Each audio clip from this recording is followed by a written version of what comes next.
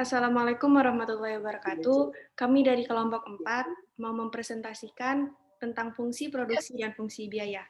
Materi yang pertama tentang fungsi produksi yang akan disampaikan oleh rekan saya, Aditya. Kepada Aditya dipersilakan.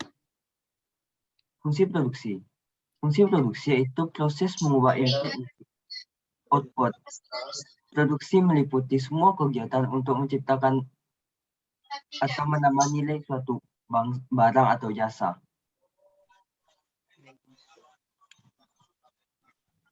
Jangka waktu produksi. Jangka waktu produksi terbagi dua, yakni jangka pendek dan jangka panjang. Jangka pendek yaitu jangka waktu ketika input variabel dapat disesuaikan.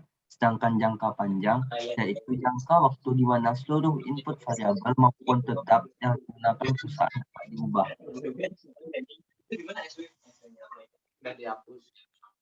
Selanjutnya, produksi dengan satu input variabel. Teori produksi yang sederhana menggambarkan hubungan antara tingkat produksi suatu komoditas dengan satu faktor produksi yang variabel. Dalam hal ini, perlu diingat bahwa fokus pembahasan yang ditekankan pada hubungan antara satu faktor produksi yang variabel dengan output. Dalam hubungan tersebutlah terdapat faktor produksi yang tetap yang jumlahnya tidak berubah, maka perhatian dapat lebih ditekankan pada hubungan faktor produksi yang variabel tersebut dengan output yang dihasilkan. Selanjutnya, produksi dengan satu input variabel terbagi atas 3, yakni produk total, yaitu keseluruhan output yang dihasilkan dari hasil penggunaan sejumlah faktor produksi tertentu. Yang kedua ada produk marginal, yaitu tambahan keluaran produksi karena adanya tambahan satu unit masukan. Yang ketiga ada produk rata-rata. Produk yang dihasilkan oleh satu orang tenaga kerja atau input variabel yang dihasilkan dari hasil penggunaan sejumlah faktor produksi tertentu. Selanjutnya tahap-tahap produksi. Tahap-tahap produksi terdiri atas ide pokok, seleksi ide pokok, desain awal, prototype, dan desain akhir. Ide pokok. Ide pokok ini adalah inspirasi kita dalam membuat suatu produk. Selanjutnya ada seleksi ide pokok.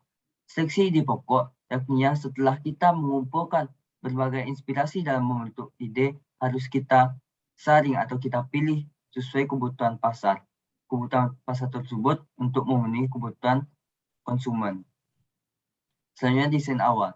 Desain awal yakni tahap awal dalam menentukan bentuk suatu produk. Selanjutnya ada prototype. Prototype ini adalah tahap uji coba. Tahap uji coba untuk melihat suatu kekuatan serta kualitas suatu produk. Selanjutnya ada desain akhir. Desain akhir ini adalah tahap di mana telah melewati uji coba yang telah dilakukan. Selanjutnya adalah produksi dengan dua input variabel. Teori produksi dua input variabel hanya memperhitungkan dua macam input di mana kedua macam input ini saling dapat menggantikan kedudukan penggunaannya dalam produksi. Misalnya bisa kita contohkan antara input dengan jasa atau tenaga kerja dengan mesin. Apabila tenaga kerja itu dikurangin atau ditambah, maka mesin akan mengalami penurunan atau penambahan maupun sebaliknya, seperti itu. Selanjutnya, produksi dengan dua input variabel itu terdapat ada 3, ada isequant, isocost, dan keseimbangan produsen. Yang pertama ada isequant, di mana kurva isequant ini menghubungkan titik-titik kombinasi input untuk menghasilkan tingkat output yang sama jumlahnya. Selanjutnya ada isocost, di mana suatu garis yang menjelaskan gabungan penggunaan input dengan sejumlah biaya tertentu. Sebagaimana diketahui bahwa isoquant merupakan berbagai alternatif penggunaan input untuk menghasilkan output yang sama jumlahnya. Selanjutnya ada keseimbangan produsen, di mana seorang produsen berada dalam kondisi keseimbangan apabila dengan sejumlah pengeluaran atau biaya tertentu dapat menghasilkan output yang maksimal, atau dengan kata lain, untuk menghasilkan sejumlah output tertentu diperlukan biaya minimal. Selanjutnya ada fungsi biaya, di mana fungsi biaya ini adalah biaya total yang dikeluarkan oleh sebuah perusahaan dalam operasi bisnisnya, terdiri atas biaya tetap dan biaya variabel. Selanjutnya disampaikan oleh Belfast. Ya, selanjutnya fungsi biaya tetap. Fungsi biaya tetap adalah biaya yang jumlah totalnya tetap dalam kisaran volume kegiatan tertentu. Dengan kata lain, biaya yang jumlah tetap meskipun volume kegiatan produksi berubah-ubah. Kurva fungsi biaya tetap ada di bawah ini contohnya. Kemudian biaya variabel. Biaya variabel adalah biaya yang jumlah totalnya berubah sebanding dengan perubahan volume kegiatan. Semakin banyak barang yang diproduksi, biaya variabel akan meningkat sebanding dengan peningkatan jumlah produksi. Kemudian ada fungsi biaya total. Fungsi biaya total adalah hasil dari perjumlahan biaya tetap dengan biaya variabel atau dengan persamaan matematis sebagai berikut. Contohnya kurva biaya total ada di bawah ini. Dan kemudian ada fungsi biaya variabel rata-rata. Biaya variabel rata-rata merupakan biaya yang dibagi jumlah output. Dan kemudian ada fungsi biaya tetap rata-rata. Biaya tetap rata-rata merupakan biaya tetap dibagi jumlah output. Bentuk kurva AFC akan selalu menurun ketika biaya tetap semakin tersebar dengan jumlah output yang semakin banyak. Kemudian ada fungsi biaya total rata-rata. Biaya total rata-rata adalah biaya total dibagi dengan output yang dihasilkan. TC or Q. Bentuk kurva AC berbentuk U. Hal ini disebabkan oleh AC adalah perjumlahan dari biaya tetap rata-rata AFC dan biaya variabel rata-rata AVC.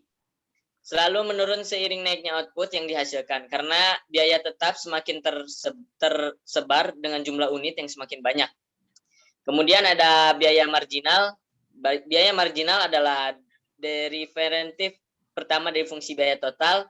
Oleh karena itu, untuk memperoleh fungsi biaya total C sama dengan F, Q, kita harus mengintegralkan fungsi biaya marginalnya. Dan kemudian ada perbedaan biaya jangka panjang dan jangka pendek.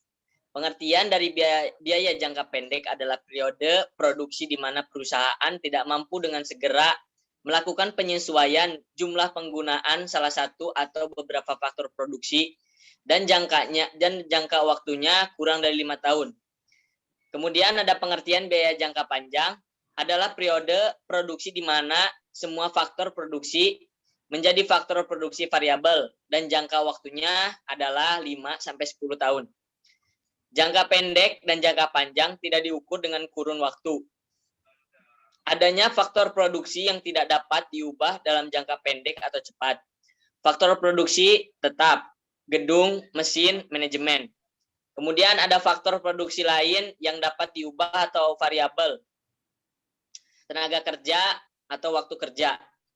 Semua faktor produksi dapat diubah. Penggantian atau sewa untuk mendapatkan kombinasi faktor produksi yang paling efisien.